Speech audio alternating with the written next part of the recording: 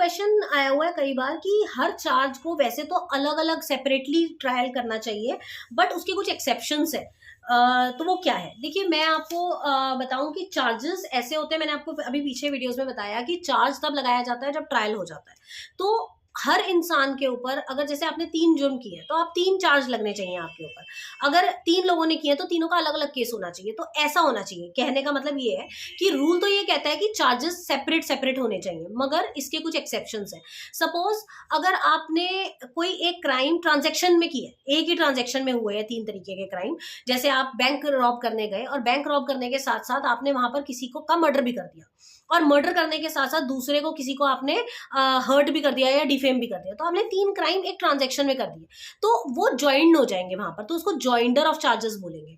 तो यहाँ पर वो एक्सेप्शन बन जाता है चार्ज का कि जब भी आपके ऊपर कोई चार्ज लग रहा है तो चार्ज के बाद आपके पास कुछ एक्सेप्शंस आ जाते हैं कि आपके जो क्राइम है वो ज्वाइंटली ही यूज होंगे यहाँ पर, तो उसको हम ज्वाइंडर ऑफ चार्जेस बोलते हैं। According to section 218 CrPC, generally each offence of an accused person is charged which should have its own separate charges. अलग अलग सेपरेट सेपरेट चार्जेस होने चाहिए जो कि इंडिविजुअली डील होने चाहिए।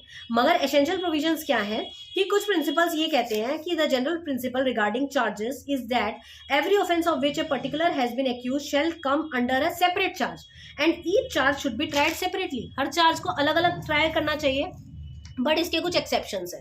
पहला एक्सेप्शन क्या है कि 3 offences which are of same kind committed within a year may be charge together, कि एक साल में अगर 3 ऑफेंसेस किए गए हैं तो उन सेम तरीके के, तो उन तीनों को एक ही में काउंट किया जाएगा। It has been provided to avoid multiplicity of proceeding, ताकि हमारे कोर्ट्स को ज्यादा केसेस का बर्डन ना पड़े। ठीक है, 3 ऑफेंस सेम काइंड के एक ही साल में हो गए, and offences of same kind also punishable with same quantum of punishment, तो वो एक ही में ज्वाइन हो जाएंगे। सेकेंड एक्सेप्शन क्या कहता है, offences which are committed in the course of same transaction, जो मैंने अभी आपको बताया कि सेम ट्रांजेक्शन में हो गया। If a person has committed A series of acts, एक ही ट्रांजेक्शन करते करते उसने कई सारे कांड कर दिए एक साथ, तो वो पूरा का पूरा ज्वाइन हो जाएगा।